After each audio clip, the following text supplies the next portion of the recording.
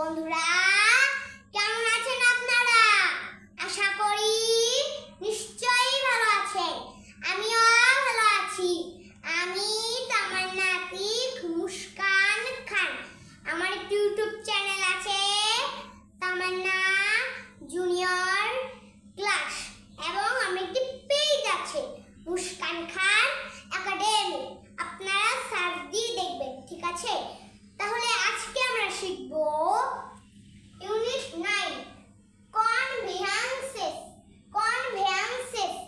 যানবাহন part 3 number. Part 3 নাম্বারে কি কি বলেছে? লাগাম। তোমরা দেখেছো না, ঘোড়ার এখানে দিয়ে দেয়, সেটাকেই লাগাম বলা হয়।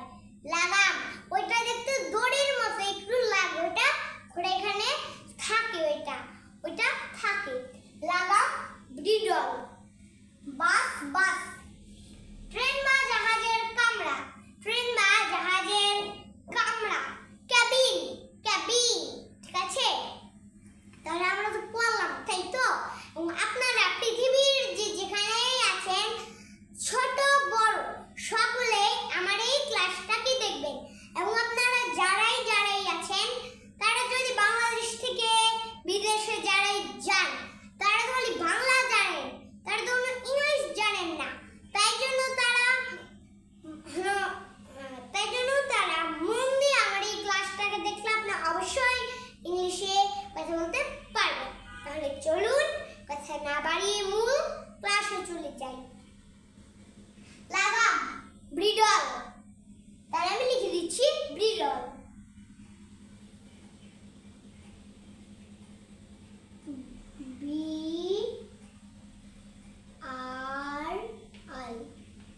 ব্রিডল DLE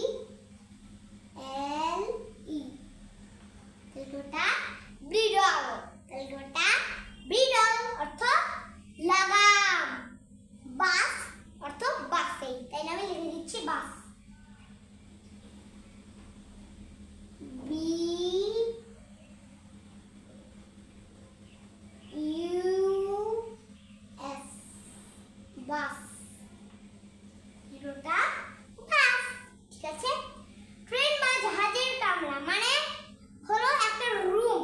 ট্রেনের ভিতরে একটা রুম আছে না, আবার বাসের মধ্যেও সেই রুম। ট্রেন বা জাহাজের কামরা মানে ট্রেনের ভিতরে একটা রুম আছে আর জাহাজের মধ্যেও একটা রুম আছে, সেটাকেই কামরা বলা হয়। ট্রেন বা জাহাজের কামরা বা বাসের কামরা সেটা হইছে ক্যাবিন। ওই রুমটাকে ক্যাবিন বলা হয়। তাহলে আমি লিখে দিচ্ছি ক্যাবিন।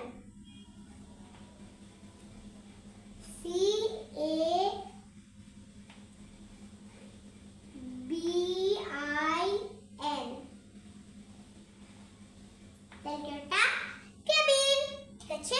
তো ফ্রেন্ড, আমি একটু পড়ি নি। তোমরা কি শব্দ আমরা জেনে নিলাম। ইউনিট 9 কনভেয়ান্সেস। যানবাহন পার্ট 3। লাগাম ব্রিডল। বাস ট্রেন বা জাহাজের কামরা ক্যাবিন, ঠিক আছে? তো ফ্রেন্ড, আপনি যদি আমার এই ক্লাসটাকে ভালোবেসে থাকেন, তাহলে অবশ্যই লাইক দিবেন। আর যদি লিখতে জানেন তাহলে করবেন কমেন্ট দিবেন এবং শেয়ার, ফলোইং এবং সাবস্ক্রাইব করে রাখবেন। এবং আপনি বারবার পড়বেন। যত পড়বেন ততই কাজ, ঠিক আছে? তাহলে আপনারা